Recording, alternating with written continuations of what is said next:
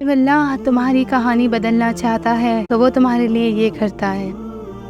جو لوگ بھی پریشان ہیں، جنہیں اپنے حالات کی وجہ سے نیند نہیں آتی، یا ایسا بھی ہوتا ہے کہ ہمیں لگنے لگتا ہے کہ ہمیں کوئی مل جائے، مثلاً ہم سہارا ڈھونڈنے لگ جاتے ہیں کہ کسی کو ہم اپنا درد سنائیں، اپنا حال بتائیں، نہ چاہتے ہوئے بھی ہم کسی کو اپنا حال دل سنا دیتے ہیں اپنا درد کم کرنے کے لیے، مگر ہم بھول جاتے ہیں ہم تو درد کم کرنے کے لیے بتاتے ہیں، مگر اس کے ساتھ کتنی ہی پریشانیاں ہم ساتھ لے آتے ہیں۔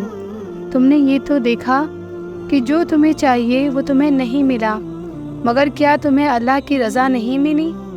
کیا تمہیں وہ سب نہیں ملا جسے اللہ نے تمہارے لیے چاہا؟ اور سوچو، جو چیز اللہ تمہارے لیے چاہے وہ تمہارے لیے کتنی خاص ہوگی۔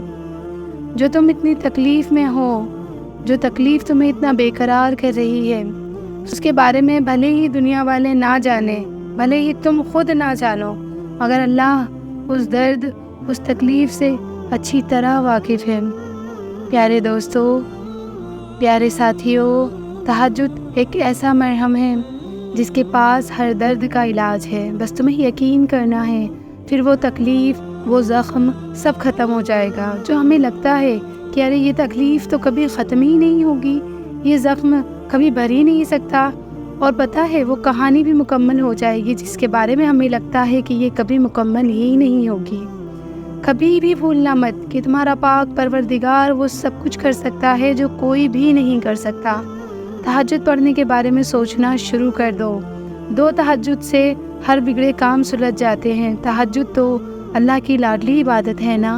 تہجد تک تم خود نہیں جاتے، تہجد کے لیے تمہیں اللہ کا بلاوا آتا ہے۔ اللہ پاک اپنے خاص بندے کو ہی تہجد کی توفیق عطا فرماتا ہے۔ آپ اس کے خاص بندوں میں سے ایک ہیں۔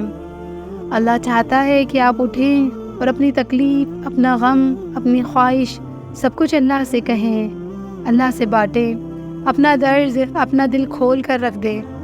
پیارے ساتھیوں، یہ وہ پہر ہوتا ہے جہاں آپ ہوتے ہو اور آپ کا اللہ ہوتا ہے، ورنہ آپ خود ہی بتائیں، جس وقت ساری دنیا سو رہی ہوتی ہے اور ایک ایسا بندہ جو اپنے رب سے بات کرنا چاہتا ہے، ان سے اپنا درد بانٹنا چاہتا ہے، ان سے یہ کہنا چاہتا ہے کہ ان کا بندہ تھک چکا ہے، ان کا بندہ پریشان ہو چکا ہے، ان کا بندہ حالات کا مقابلہ اکیلے نہیں کر پا رہا، وہ ٹوٹ چکا ہے، کہیں کوئی راستہ نظر نہیں آ رہا، کوئی سننے والا نہیں ہے، کوئی سمجھنے والا نہیں ہے، ہر کوئی بس توڑنا ہی جانتا ہے، ہر کوئی بس تانے دینا ہی جانتا ہے۔ پیارے ساتھیوں، اللہ کبھی اپنے بندوں کو اکیلا نہیں چھوڑتا، وہ تہجد تک بلاتا ہی اس لیے ہے کہ اس کی دعاؤں پر کن کہہ دے۔ اللہ کبھی اسے تنہا نہیں چھوڑتا، کبھی خالی نہیں لوٹاتا۔ جو ہاتھ تہجد میں اٹھے، اللہ ان کا بھرم رکھ لیتا ہے۔ جب آپ تہجد میں سسک سسک کر روتے ہیں، اللہ سے اپنی تکلیف بیان کرتے ہیں، تو اللہ آپ کی دعاؤں کو قبول کرتا ہے۔ وہ ہمارے ہر دعا کو قبول کر کے ہماری زندگی سنوار دیتا ہے۔ رسول اللہ صلی اللہ علیہ وسلم، ہمارے پیارے رسول صلی اللہ علیہ وسلم کا ارشاد ہے، بے شک رات کی پہر میں ایک ایسی گھڑی ہوتی ہے جب کوئی مسلمان شخص دنیا اور آخرت کی جو بھی چیز اللہ سے مانگتا ہے، اللہ پاک اس پر کن فرما دیتے ہیں۔ تہجد سے تو اللہ مل جاتا ہے، تو پھر اس دنیاوی چیزوں کی کیا ہی اہمیت ہے۔ تہجد سے تو اللہ راضی ہو جاتا ہے، پھر یہ دنیا کی کیا ہی اہمیت ہے۔ اگر تہجد میں کوئی خاص بات نہ ہوتی تو اللہ کیوں تہجد پڑھنے والوں کے لیے پہلے آسمان پر آتا؟ دنیا والوں کی محبت کا کیا کرنا؟ جب اللہ آپ کو اپنی محبت کے لیے بلا کر اب آپ کے دکھوں پر مرہم رکھے، آپ کے آنسوؤں کو خوشی میں بدل دے، دنیا کی پرواہ کرنا چھوڑ دو، کیونکہ یہ دنیا بڑی ظالم ہے، کمزوروں پر ظلم کرتی ہے، غریب اور غریبی سے نفرت کرتی ہے۔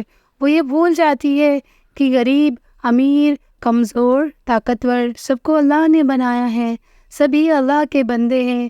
اللہ چاہے تو پل بھر میں غریب سے امیر کر دے اور امیر سے غریب کر دے۔